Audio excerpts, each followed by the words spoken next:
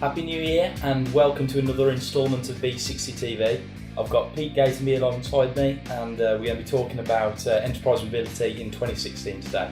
So Pete, big year for mobile, it was last year. What do you expect this year then? I think 2016 is going to be probably the biggest year yet. As we know, the enterprise mobility space is growing rapidly with more and more organisations employing bigger and more advanced enterprise mobility strategies. And with that, I think they're going to be expanding into much more, should we say, complicated spaces. We've seen IoT hit the world with quite a large bang in the last couple of years. And I think 2016 will be the year for IoT. The latest stats suggest that 19% of companies, so 19% of companies, are planning or have already implemented a IoT strategy of some substance. Now then, that's within the first couple of days of 2016. That's only set to grow. Last year it was in the single figures, and this year it's already at 19%, so I do think that will grow.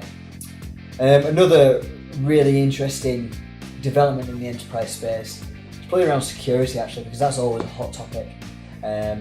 With many of the security hacks or security breaches that we hear in the media these days, it's always going to be a hot topic, especially in the enterprise world, because you're often dealing with sensitive company information, client information, generally things that you don't want landing in the wrong hands. And with that, especially with BOID policy or bring your own device policy becoming much more common, mobile device management software and that area, I suppose sub-area within the larger enterprise market is really growing. It's probably set to grow, I'd say, almost twofold what it did last year. And what we're actually seeing is some of what we class as the old boys or the first movers into the MDM market have become a little bit stagnant and have allowed for newer MDM suppliers to move in. And with that, it's only ever proved more dividends for the customers, with much more advanced solutions coming to the market at a much more affordable price. Okay, and with the release of Apple Pay last year, do you see 2016 being a big year for mobile payments? Yeah, I mean, we're getting this more and more with many of our clients looking at how they can integrate mobile payment solutions into their applications, whether that be enterprise internal apps or even consumer facing apps as well. The latest statistics actually suggest that iOS is leading the way in mobile payments.